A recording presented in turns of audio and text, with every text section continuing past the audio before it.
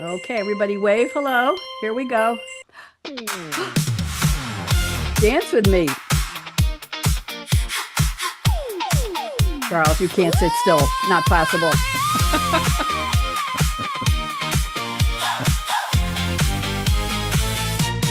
Welcome to the Creativity Show. I change the show name every week. Let it flow. Let it flow. Unscripted words in a Unscripted velvet words. ring. Velvet ring. Savvy minds on the line they bring. You're the savvy mind. Producer and host in the glow. In the glow. AKA Radio Red. Let's go. Let's go. Tell me what it is. Sparks your fire. What keeps you moving? The Creativity Show. There we go. Welcome, welcome, welcome. New music, new opening, and new background. I've been working on this all day. I'm AKA Radio Red.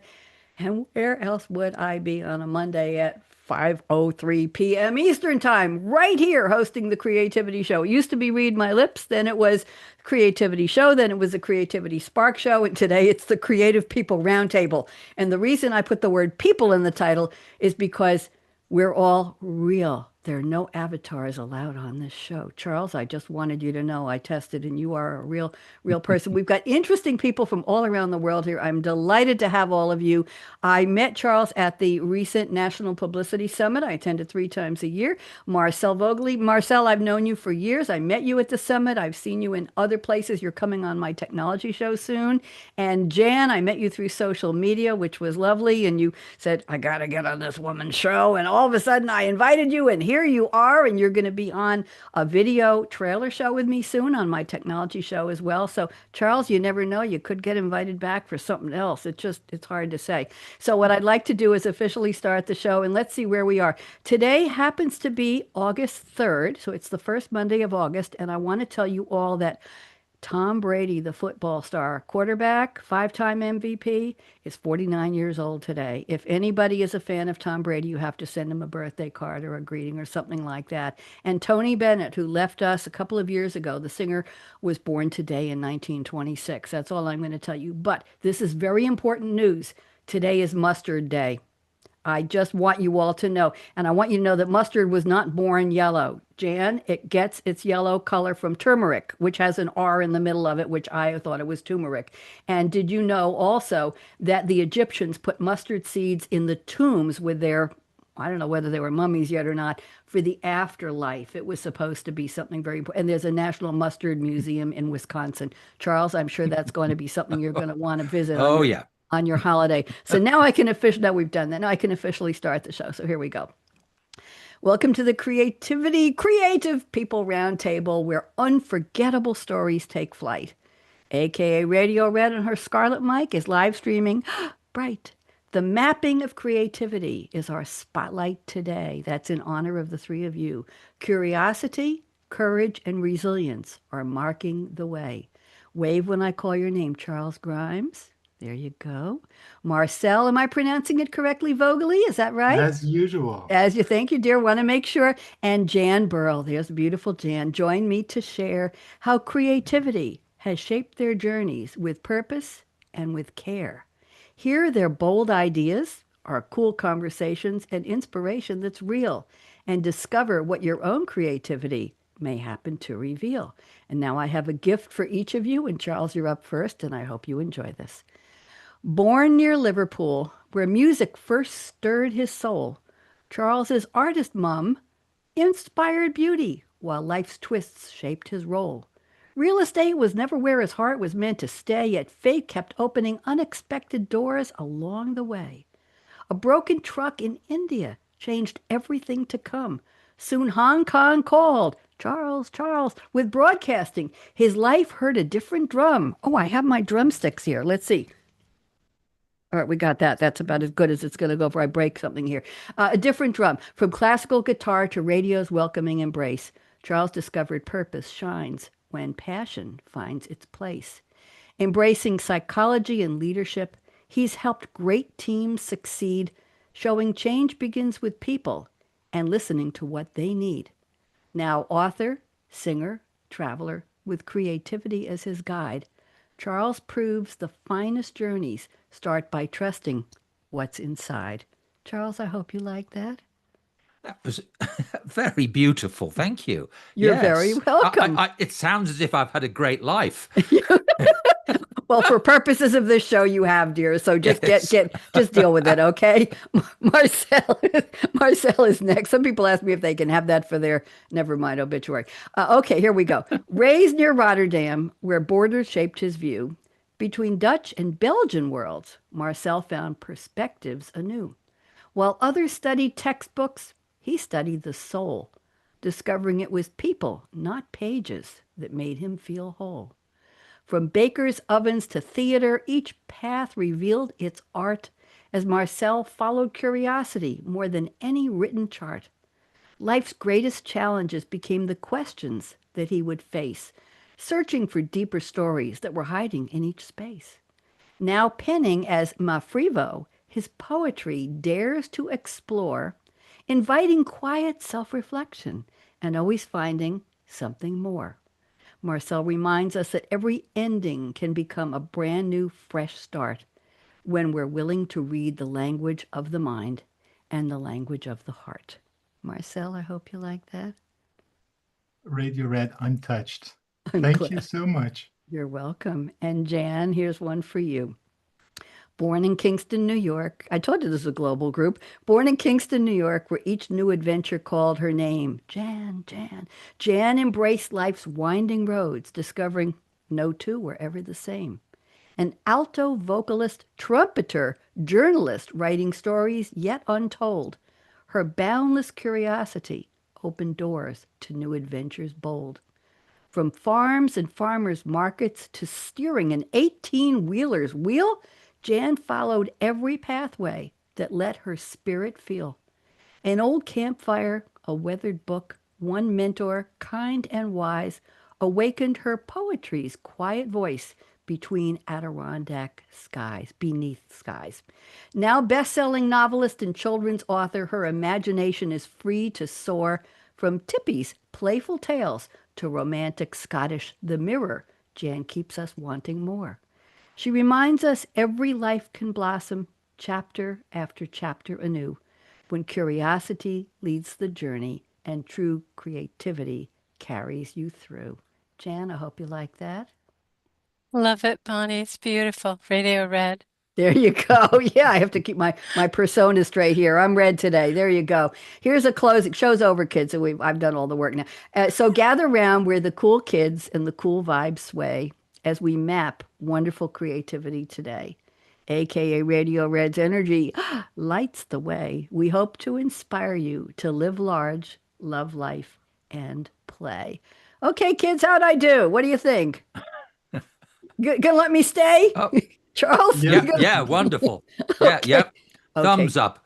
I'm glad. I'll take 2 thumbs on that one. Good. That's my gift to you. Now, what I'd like to do is go around the table and have you each of you happen to have one of your books there. Otherwise, just tell us a little bit about the latest thing that you've written. Remember, this is a roundtable. We speak in approximately 3-minute sound bites. I won't cut you off. Unless I have to. I control the microphones. What can I tell you?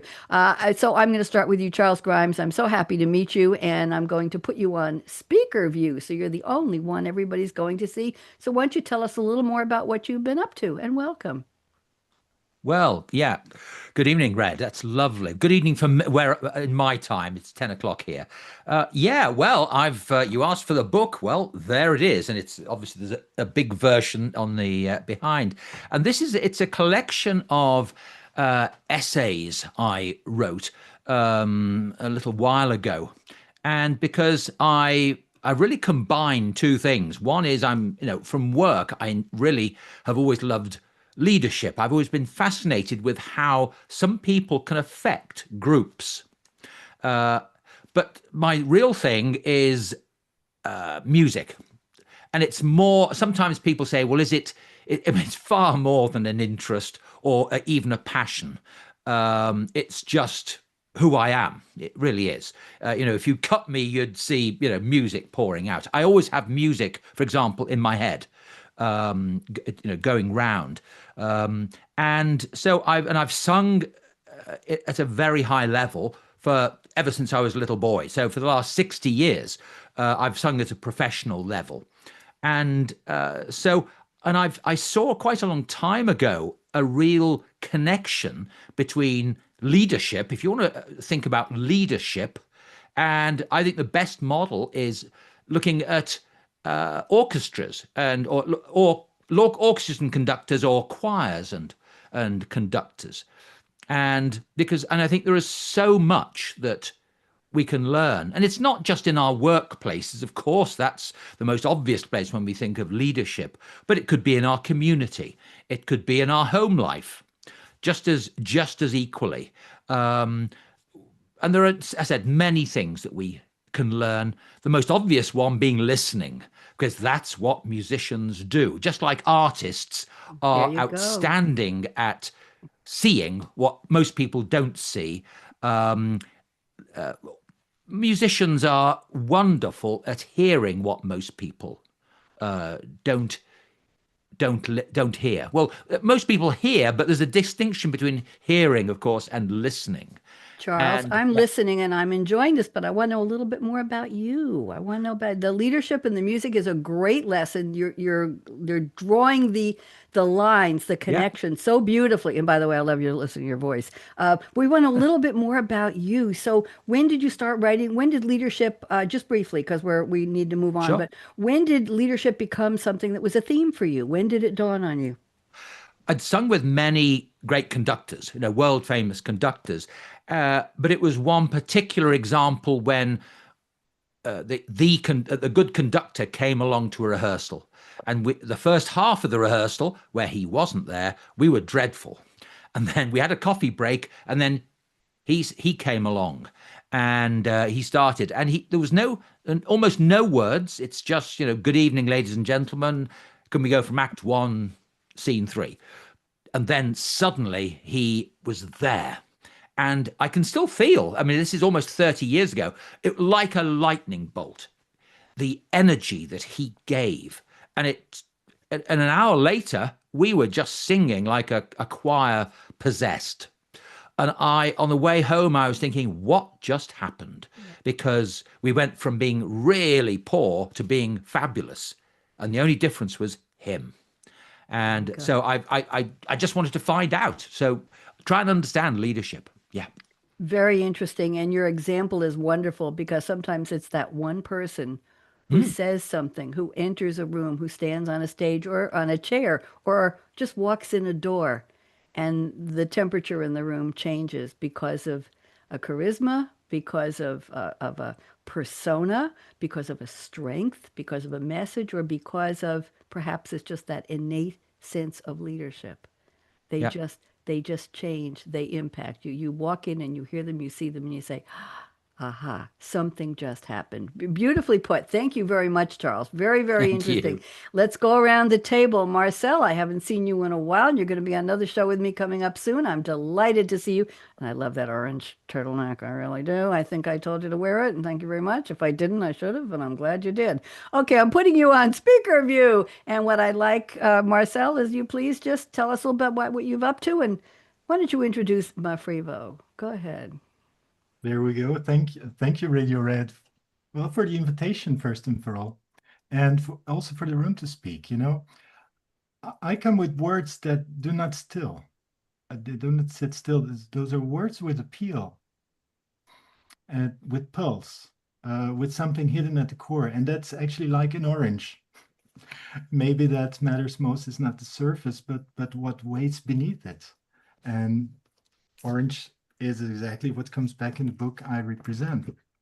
Now, very shortly, I grew up between the Netherlands and Belgium, and that was a house that was in a way a shelter, but that in between life also taught me to read what is unspoken, to notice the tension beneath the appearances, and to trust the space where those differences meet. And, I never felt drawn to forced directions, only to what really felt true. So that path that I followed in my life was actually never a straight line. As you said, I moved through different studies, hospitality, bakery, drama school. And that was not because I was lost. but that was because I was listening. I was searching for the place where sensitivity, curiosity, and expression could live in that same body. Now, as I told in before previously, I had two violent eruptions that changed my life. I had a fractured spine after a car accident in Turkey, and later had severe autoimmune collapse in Cuba. And both asked the same question: what if that body is not failing, but is speaking? And that is basically what led me to Christian Bierland, the legacy voice I'm now representing. But besides that, I learned that in this language, in the sensitivity, there's poetry. And poetry expresses sensitivity, expresses sometimes those feelings which we cannot speak to one another. Poetry sometimes for me is also something that actually you write to yourself. I have been writing poetry for almost 30 years now, over 30 years. I'm turning 50 next week. What? I am. I know I don't believe it, but that's something, and this is why it's unpublished. It's mainly work, poetry, how I feel, how I perceive the world around me, sometimes in a language that only I understand. And this is actually my coming out as Mafrivo, which comes from my name, Marcel Fridolin Vögeli. I put them together, and that's a name that exists for already 35 years. And I feel now, thanks to you, that poetry is now where it all returns, sharpened, stripped down, and it's made visible again. So I thank you. You are very, very kind. Very, very interesting. Thank you. I was reading through Marcel's bio, his origin story he sent me, and I know he was going to represent the Christiane's way of thinking in her book. And I picked up on the word poetry in there. And I think I went back to you and I said, okay, okay, tell me more. What's going on here? And then you said, okay, I will speak as a poet as well. And that was something that was Charles. I was listening to him. I listened. I read the word and I heard something else about Marcel. I've done this with some of my other guests where they'll send me a bio and it's very corporate and very enterprise and very professional. And I'll pick up on one or two words and I'll say, tell me about this. And you know what they say mostly? Nobody ever asked me about that. Thank you for asking me. And then they're off and running with the description. And that happens. Nobody ever asked me. Well, I'm asking you because I'm hearing you and I want to see you. Marcel, thank you. And at the end of the show, I will be reading one of my poems. I favor acrostics and no nets, disappearing nines. I like to use formats. And I'm part of an online poetry group at Writer's Digest. And I write 1 to 3 poems every Wednesday. And in April and in November, we get a prompt a day from the moderator. And I write 1 to 5 poems a day. So I've written about 800 poems, unpublished, but they have been on this website over the years as a group of lovely people. And one of those people is going to be joining us on that poetry show, Marcel. You'll be meeting Dennis Gray. So very, very interesting. Okay, and I'll read you one of mine later. Jan is here. Jan, I am so happy to see. Did I see Tippy? Was Tippy making it? Can you invite Tippy, Tippy? Tippy, Tippy, come on over. come here, sweetie. Come on. She's coming. She's coming. Come here. Come here. Oh, hello, Tippy. Tippy's a real star. Isn't she cute? Thank you. Jan, I'm putting you on speaker view, whether you have Tippy in the frame or not. Why don't you fill us in, tell us a little more? And I think these two gentlemen will be very interested in your new novel that just came out, The Mirror. Jan has an amazing talent for not only writing, but she does voices. She can do the Scottish accent of the speakers in the book, Marcel. It's amazing. I'll send you all the link to the show where we had authors reading their books, and Jan created some beautiful videos, some video trailers with a very sexy leading man, and it took me a while to stop playing the video. Jan, I'm putting you on speaker there, dear, and why don't you tell us a little bit about what you've been up to? Go ahead. All right. For those of you who don't know me, 11 years ago, my life stopped. I had a stroke, a hemorrhagic stroke. And when I woke, I couldn't walk, I couldn't talk, I couldn't read, I couldn't write. I had nothing. And they figured that was where it was going to be. Well, fast forward to COVID, I went back to college and got my master's. in creative writing. And I started my journey with Tippy and Tippy's new friend, which is a white dragon. And then I started writing poetry books. I advanced to love letters and soft confessions. And most recently, it's actually a book I started, oh gosh, 30 years ago. It's called The Mirror. And it's basically a woman in Scotland, in Upper Scotland.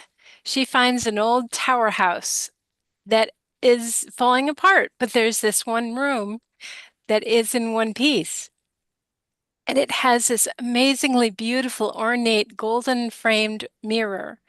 But when she looks in the mirror, it starts to shimmer and it shows her her past lives.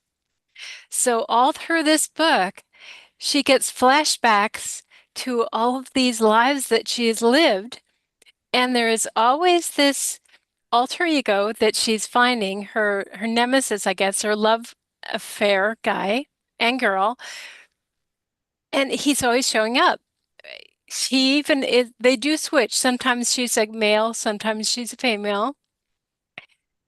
And all of a sudden, this guy comes to her door up in Scotland and knocks his head on the door frame because he's so tall. And her house is actually from the days of Culloden, which is her first flashback.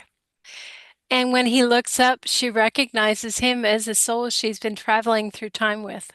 Oh, I've got chills. It's and basically we start with Culloden, the Battle of Culloden, where she loses her love interest.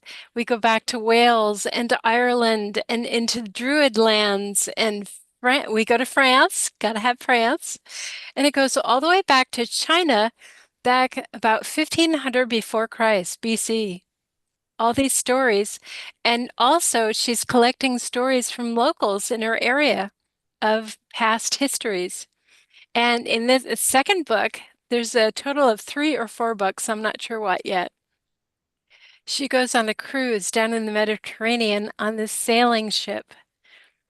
And she also collects stories because people realize that she's an editor of For the Love of Nature. It's a nature magazine, and they gather and they tell her stories. So she Beautiful. gets a story from Greece, a story from Italy, and it's amazing. It's lovely. Jan, you obviously are a whole person. You always were, despite what happened 11 years ago. I'm very proud to know you because you're not a survivor, you're a champion. You're a champion. And I want to just say thank you. I have to admit, Jan was stalking me about 2 years ago on social media, and she wanted to come on my shows. And I finally said yes, and we became friends because I have great respect for you. Jan, you did a reading. Can you just give us 1 or 2 sentences with your beautiful Scottish accent? I think Charles has an accent, and Marcel has an accent, and I would like Jan to do her Scottish if you could. I'm not going to do New York. Don't ask me, okay? Don't even ask me. No Bronx today. Let me roll my tongue. In the village of Donnoch, present day, it's Alistair, okay? I took the early train to Edinburgh to Tain, then caught a fare to Donnoch. I was about to get a hold of the elusive editor, hopefully sell an article or two. I knew her name, having seen it listed with the magazine's address, Kenna McTavish. Beautiful. See, I have to come up with a different name for the show every episode, every week. And I looked at the bios from the three of you and I said, the mapping of creativity. And that's what we're doing right now through the accents, through the backgrounds, through what interests you, through how you grew up, through what you bring to the round table today. Jan, I interrupted you. Finish, and then we got to go to the opening quotes. Go ahead, finish what you were saying, dear. I apologize. Oh, no, no, it was just my accent was a lot better when I came home from Scotland many years ago. Well, we didn't know you then, and we like it just the way it is. So there you go. Very, very well done. This is just delicious. I love Charles. I love bringing people together. Charles said he hadn't done a live show before. Everything was pre-recorded. I don't want to be editing. I don't want to be scrubbing. I want you to be who you are. Bring it to the table, be who you are, and take your chances with me. And that's the way it is. Let's go to the opening quotes. We've got a lot to cover here. Oh my goodness, we're almost halfway done. We're doing fine on time. I've asked each of my three guests to please bring me a quote, a fictional quote from a character in a fictional movie, TV show, or a song lyric. And they're going to very briefly relate that quote to their own creativity. That's what we're talking about today. So Charles has brought a very serious quote from a very serious movie, but I think we'll see what he's going to do with it. The quote was stated in the movie Bridge of Spies, which is a 2015 historical drama film directed and co-produced by Steven Spielberg. I didn't know that. It was written by the Coen brothers and Matt Charman. I don't know who he is, but if the Coen brothers were in on it, must have been good. Rudolph Abel is the character played by Mark Rylance, and it stars Tom Hanks in the lead, Amy Ryan, Alan Alda. What a cast, set in the Cold War. The story of a lawyer who is entrusted with negotiating the release of famous person, Francis Gary Powers.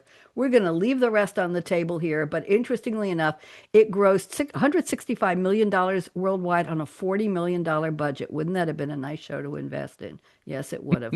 Okay, here's the quote. It's three words. These are usually very powerful quotes, Charles. And the quote is, would it help? So why don't you relate that to your creativity? Not the history of the movie, but what does this mean to you? Charles Grimes, go. Okay. Would it help? How does well, it really relates to how I try and live my life. Because when stuff happens, which it always does, when things go wrong, when they don't turn out, it's as you would like, it's so easy to get anxious. And the point about the film is that Mark Rylance, the character, is probably going to be sent back to Russia, and they're probably going to kill him because he was a spy. And Tom Hanks who's the lawyer, several times through the film says, you don't seem very worried. And then Mark Rylance says, would it help? Beautiful. And I just think it's a hell of a way to just try and ground yourself rather than things, your mind running away, which it's so easy to do. And the thing is, with creativity, as we all know, it's not a smooth path. You don't start a poem, you don't or whatever you're writing, and you just steadily get a bit better each day and achieve a bit more. No, of course not. You have lots of days when you have to love the plateau, as they said, when nothing happens, or sometimes you seem to be at a real dead end, and think it'll never go anywhere. But you can't think like that. You just got to think, okay, let's plow on, because would it help? I like that. You did that really, really well. Very interesting. Would it help? Sometimes you could probably apply that to second guessing your creativity, your talent, your writing, right? Would it help if I changed that word? Would it help if I changed that line? Yeah. Would it help if I wrote the third book first, Jan, instead of the first book first? Would it help if I had a different editor? Would it help? Very interesting question, Charles. That's a big question. Would it help? And I think it Thank you. applies to, well, no, thank you. And I think it applies to almost everything we do creatively. Would it help if we did It's something? also a hell of a film, I should say. Oh, And Mark Rylance got the Oscar for the best supporting actor. There you go. So, There you go. It's probably in my notes. I didn't go that far. Thank you. Marcel has picked a quote from a film, 1995 historical drama film. It was called Total Eclipse, and the character is Arthur Rimbaud, played by Leonardo DiCaprio. We got some really good actors here. Directed by Agnieszka Holland. It's based on a 1967 play by Christopher Hampton, who adapted it for the screen, based on letters and poems. It represents a historically accurate account of the relationship between the French poets Arthur, and Paul Verlaine, played by David Thewlis. I hope that got that right.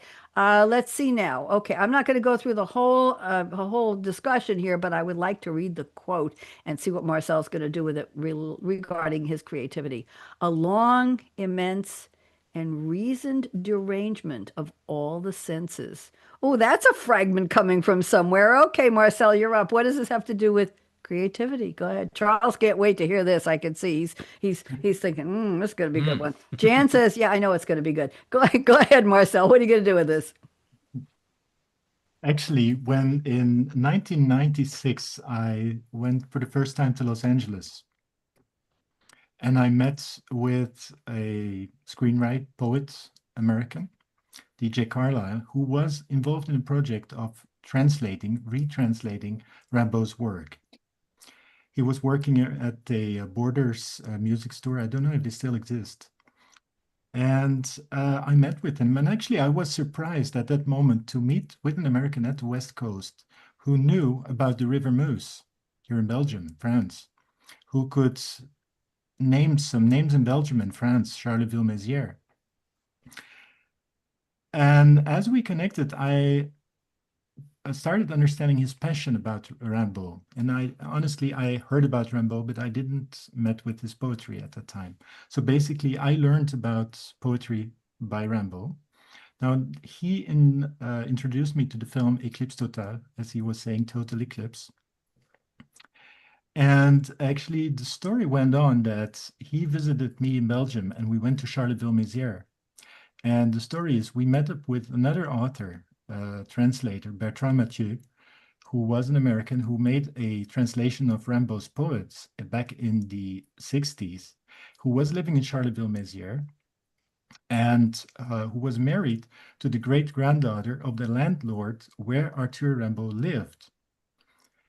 So we were invited to visit that same house, which was just a few houses from where they were living. Now, the most beautiful and almost mystical moment at that time was that house, the wallpapers, the house, the paint, it did not change since the time that Rimbaud and his family lived there. And when we entered the house, there was a staircase, and that was exactly the staircase which he described in one of his poems. So that was a long, immense and reasoned derangement of all the senses. You were actually interconnected in times, standing there with an American who taught me about Rimbaud, who was actually living not far away from the Ardennes, French-Belgian Ardennes, where I used to come already since my birth. And then you see how poetry came alive, and actually that ignited to me that fire to continue in poetry. That's lovely. Thank you. Place and time. Sometimes we never know. And who was it just said there's not a straight line in our create? Charles, did you say that? Not a straight line in our No, but I do. Yes, I'm aware of that. Yes. Yeah, I'm thinking I've had about 14 different careers. I'll tell you all later on. I won't take up too much time here, but we come and go. I think a lot of it is what appeals to us. Derangement, Marcel, what happens at a moment in time, what appeals to us, to our senses, to our mind, to our heart, for where we are in our own trajectory at a moment in time, and what the stimuli are around us, what comes to us, whether it's a person, whether it's a movie, whether it's a book, whether it's an accent, whether it's an accident.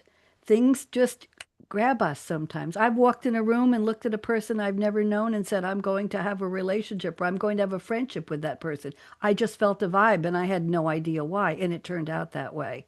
It's just interesting. Jan, you said you started your book, the idea of it 30 years ago. The time was right now for you to be writing that book, but it wasn't at the time when it, for some reason, it was interrupted, and that's okay. There's that line. And Marcel, thank you so much for the quote. Very, very beautiful line. And let's go to Jan now. Jan has picked a quote from Babylon 5. Babylon 5 is a space opera TV series. This is from season 5, episode 2. It aired on February 10th, 1997. We're back in that era again. The speaker is Narn Ambassador G-Car, G apostrophe K-A-R, played by Charles knows, Andreas Katsoulis. The episode is Epiphanies, and fictional character. He is a Narn. He appears as a villainous diplomat opposite Londo Mollari. I hope I'm pronouncing this right. I'm not doing an Irish accent or a Scottish one, Jan, because that's not appropriate for this one. Being consistently engaged in insidious, if petty, and often comical schemes, usually driven by his hostility to his people's historical enemies, the Centauri. Okay, I'm going to stop getting entangled in all of this, and I'm going to read the quote you've picked. I'm delirious with joy. It proves that if you confront the universe with good intentions in your heart, it will reflect that and reward your intent, usually. It just doesn't always do it in the way you expect. What an interesting quote, Jan. This is like telling a whole story in 2 sentences. I hope I did it justice. Why don't you rescue me and tell us why you picked this and what it has to do with your creativity? Go ahead. I picked that because the universe did not do what I expected by the stroke, and it stopped everything that was, but yet it started what should have been before that I had been hiding. And without that, I would not be here today doing what I love and writing with with a mirror. I actually cross every chapter starts with a poem about the chapter. So I'm teaching people that poetry can be a beautiful way to express things. And that's what the universe did. It opened my eyes to something that was hidden from me because I had hidden it myself. I had been there for everyone else, but not for myself. And the universe said, enough. You're so nice to everybody else. You help everybody else, but it's time for you. And here I am. Here you are. Je suis ici. Je pense donc je suis. Right, Marcel? Très Oui, bien, oui. je pense donc The je suis. thinker. Oui. I'm Oui, oui, here. monsieur. I'm Oui. thinking, I'm here, I'm present. Yes. Beautiful. Thank you, Jan. Thank you to the three of you for picking such interesting quotes. I appreciate that. I just will tell you that on my shows, I used to tell people pick any famous quote you wanted. And after a while, everybody was picking, let's see, we had Churchill a lot, and we had Darwin, and we had Mark Twain, and we had Maya Angelou. And those were the ones who, and after a while, I knew the quotes by heart. And I said, stop. We're going to go with movies, with TV shows, not book characters, movie, TV shows, and song lyrics. We're going to open up the universe of quotes that can speak to us, to what we're doing, to our creativity. I do this on my technology show as well. Pick a quote not about the topic and relate it to the topic. And it's very interesting. One of the favorite quotes, you'll be intrigued, none of you picked this one, but one of the ones that gets picked very often is just keep swimming, swimming, swimming. Dory from Finding Nemo. People like that quote. They like quotes from Sam Gamwise from Lord of the Rings. Lord of the Rings, Two Towers. That's a popular one. And another one used to be popular is You Can't Handle the Truth from A Few Good Men. That was Jack Nicholson's character. Those tend to be the quotes that people pick because they're so universal. You can apply them to anything. And then the intrigue is how do they apply it to the topic? So interesting. Thank you all. Okay, now we're going to go to the creativity statements. We're going to turn this into a real roundtable. Charles, I'm going to pick one of your statements. I have it selected here, highlighted in my notes. You don't have to find it. This is not a pop quiz. And I'm going to read it and ask you to take about 2 minutes and unpack it, like they say on the news, explore it. Just give us more about it. And then I'm going to ask Marcel and Jan, I don't know which order, whoever, if one of you wiggles your finger at me, I'll call you first, to comment whether this resonates with you. It might not, but we're going to get into how you all process your creativity, how you write, how you think, what your muse is, what your inspirations are, that kind of thing. So this is just a friendly roundtable, and let's just talk with each other. So Charles says, an unusual aspect of my creativity is that I create endless mind maps. You're going to have to unpack this for us in an attempt to help me make sense of the world, to help me join the dots. I think this is a big topic, but we're only going to give you 2 minutes to unpack it. So, Charles, why don't you go for this, and then we'll see what Jan and Marcel have to say. It might resonate with them, and it might not. We just want to know. So, Charles, go ahead. You're up. Okay, well, I think it really comes. One of the things I haven't mentioned. There's no reason why I should have mentioned it. Is that I had a diagnosis just 6 years ago with having Asperger's, being on the autistic spectrum, and one of the aspects of that is that I find stuff, everything, fascinating. I mean, really everything. I can't think of anything I don't find fascinating.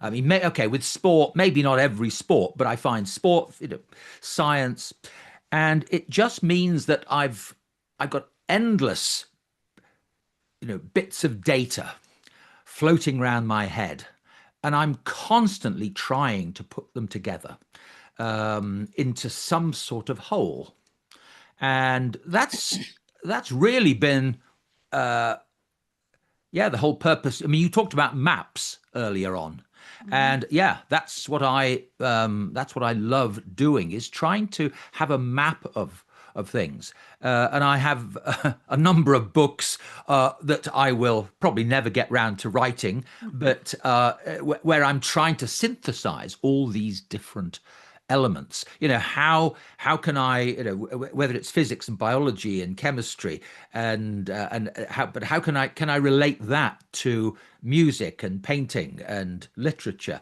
and can I relate those to religion? And so it goes on, and the mind map just gets bigger and bigger and bigger. So I love it. but yeah, it's a way to try and understand the world around us. That's what I'm Thank the you. most fundamental thing. And I think our writing is how we're helping we're understanding our own worlds, and maybe somebody else Sure, is too. yeah, Same, I think that's why same. we all write. I mean, that's why Yes, I wrote this book, was because yeah, to help me understand elements of leadership. there you Yes, go. I'm yeah. going to go around the table. Jan, you were smiling and nodding. I'm going to call on you first, just briefly. Anything resonate with you, what Charles said, and then Marcel. Oh yeah, I have ADHD and I'm always doing 4 or 5 things at once and they're all interesting and I want to keep doing, but then there's and wait a minute, but that yeah, yeah. It's exhausting, Yep. isn't it? It's tiring. Yes. Marcel, does this resonate with you? Yes, definitely. Although I'm not diagnosed so far, but I do relate to Charles. That's this ideas that there's so much impulses around us and so many interesting things. And especially I can relate to the idea that you're connecting the dots, that you're seeing and hearing and feeling and sensing all these different ideas, synchronicities, and you're trying to connect to, at the end, understand.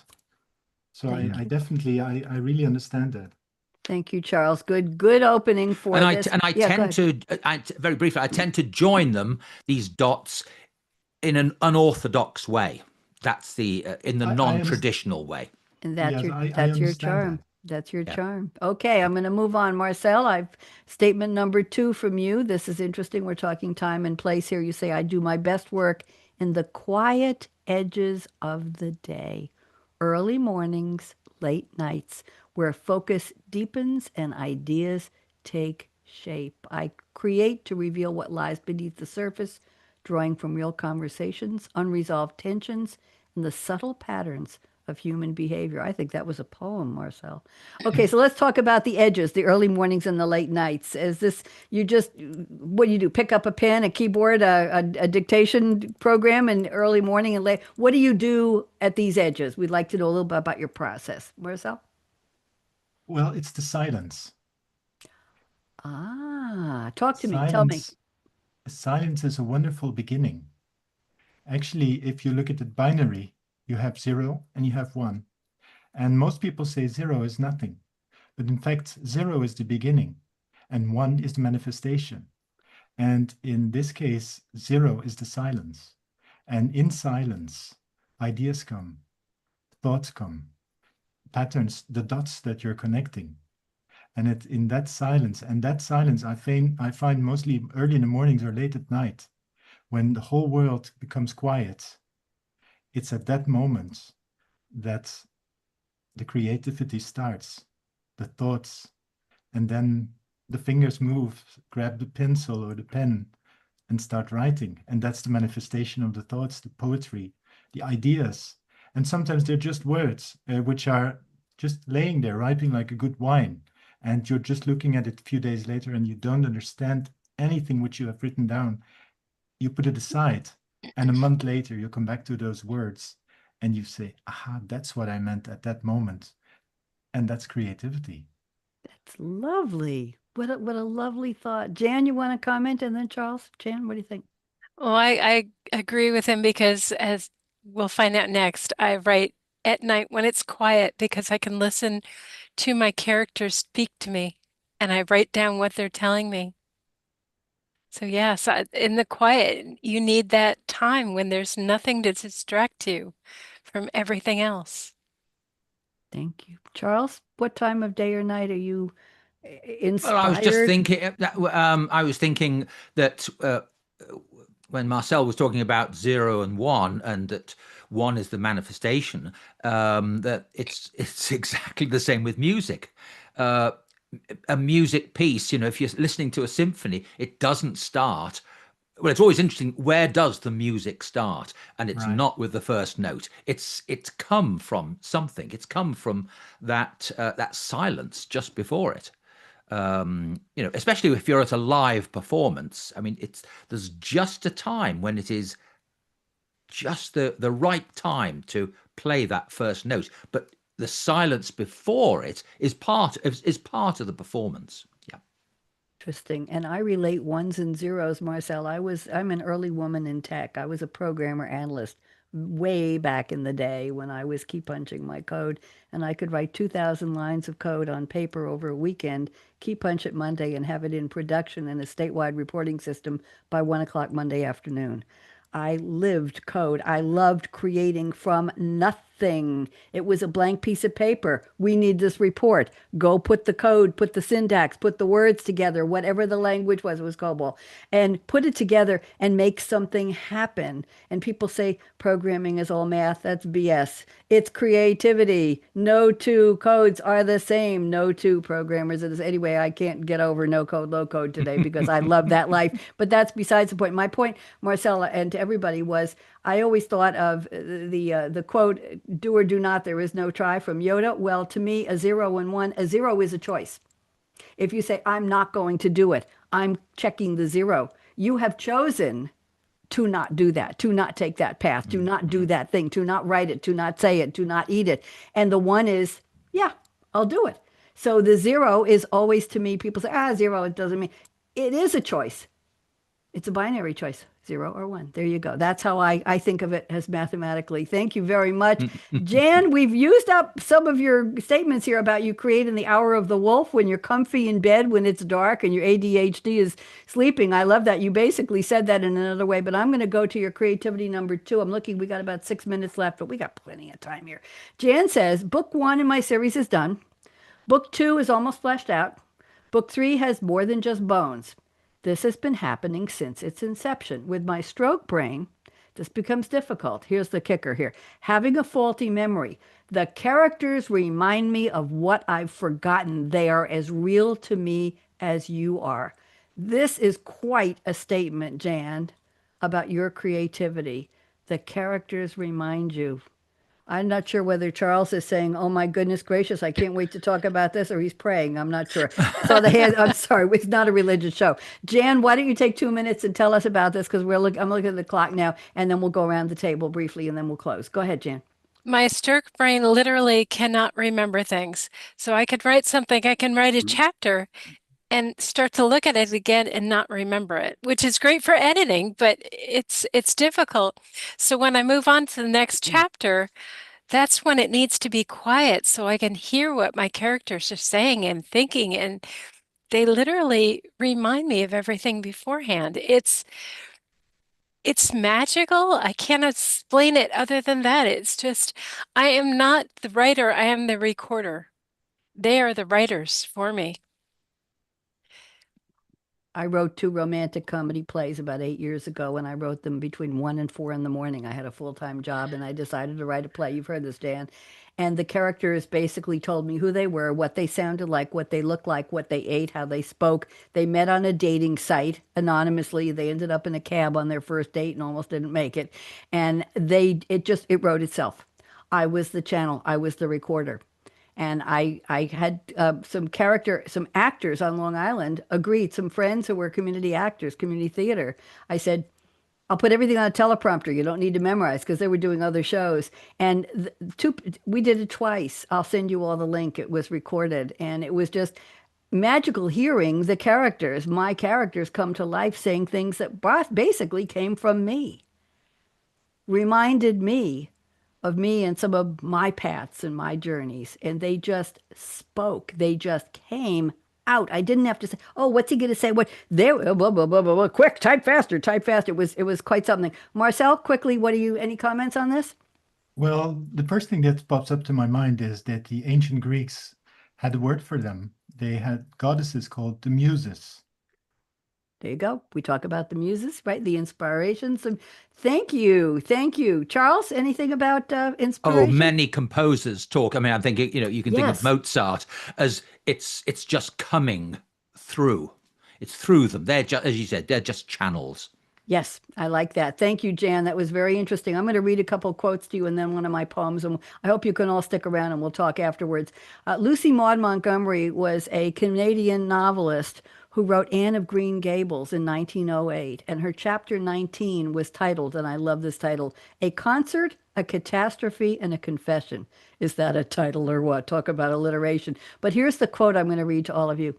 Something just flashes into your mind, so exciting, and you must out with it.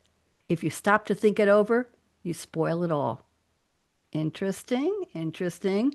And one more, Rapunzel, voiced by Mandy Moore in the computer animated musical adventure fantasy comedy film Tangled 2010. I know it's a lot of genres. They just smashed them all together. The quote was, "Venture outside your comfort zone. The rewards are worth it." I think we've all done that. Rock star David Byrne from Talking Heads was interviewed by somebody named Stephen Johnson a couple years ago. The podcast was called How Ideas Happen. And I'm just going to read this to you because I think you'll all find this interesting. Sometimes I have just the title of a song that comes to me and I write it down and I go to myself, expand on that. I think there's something there. And I have in my computer a whole lot of musical ideas that maybe have a melody, a nonsense word melody, awaiting words. But I need something to start with. It's hard to start from nothing. I accumulate these very little beginnings. And when I come back, I've got something to build on. Marcel, does that resonate? Yes? 100%. Yeah, I keep this quote in here because I love it. I'm going to read a poem to all of you. I wrote this. This was Wednesday, July 24th, just exactly almost 2 years ago for my poetry group. And the prompt was the word night shift. And I like acrostics. I'm not going to show it on the screen, but I'm going to nod when I hit each letter, Nightshifts. And this is dedicated to the three of you with love from me. Never quite really at rest. It's the life of a creative, going, gripping, gyrating, growling, groaning, growing, highs and lows, flowing on a mental Mobius strip. The days are the nights are the days again, shifting off and on, into and out of gear, hoping for unique brilliance even once. It's a calling, command, curse, roller coaster. Finding eureka, euphoria, amid frustration, fears. Thus is the life of the creative. I hope you enjoyed that. I keep that here because that's one of my favorites out of the 800 or 900 I've written. That's one of my all-time favorites. And I have another acrostic. The prompt was write a blank like blank, and I used those letters, and here it goes. Believe in love always. Never kiss a leprechaun in a kayak. Every boat's like a nervous kangaroo. That was a one-letter acrostic. There you go. So let's close. We have just about a minute and a half here, and stick around, please. We'll talk. And I want to thank Jordan Henson from Voice America Media Empowerment Channel for putting us on their channel today. Thank you, Jordan. So here we go. I closed this show in 2014. Yes, I was doing it that far back. And with the top 10 tips for women, but they apply to everybody, sir. And the number one tip was 10 years before the movie came out by Greta Gerwig, and she co-wrote Barbie with her husband, Noah Baumbach. I didn't know that. And she was the first solo female director to get an Oscar for a movie like that. Here we go. The quote is, aspire to be Barbie, the biatch has everything. There you go, Charles. There's something to think about there. And now I have my final closing here, and then we'll play some music and we'll dance. So life is short. Break the rules. I think we all do. Forgive quickly. I'm still trying to figure that one out. It's not working yet. Kiss slowly. That I know. Love truly. Yes. Laugh uncontrollably. Everybody laugh with me. 1, 2, 3. I don't have insurance. Don't hurt yourself. And never, ever, ever regret anything that made you smile. And here we go. Final words. Work like you don't need the money. Dance like no one's watching. I taught disco in high heels in a high school cafeteria to 175 people, and they didn't have a stage the first week, and I was on a Formica top. Everybody watched. I didn't fall, but what legs I had. I made them build a stage for me the next week. I made $2.33 an hour, but it was a lot of fun. Sing like nobody's listening. I didn't sing today. And love like you've never been hurt. We all have. Let your heart regrow, regroup, regenerate, be resilient, and learn to love again. Money talks. Chocolate sings, la, that I allow myself to do. And here we go. Last but not least, I stole this line from somebody years ago. Thank you for turning me on. And let's go out with the closing here. The creativity All right, show. dance with me. A live hour. Let it flow. Let it flow. Unscripted words in a velvet ring. Velvet ring. Savvy minds on the line they bring. Producer and host in the glow. I'm glowing. akaRadioRed, let's go. Tell me what it is that sparks your What sparks your fire? What keeps you moving higher and higher? Way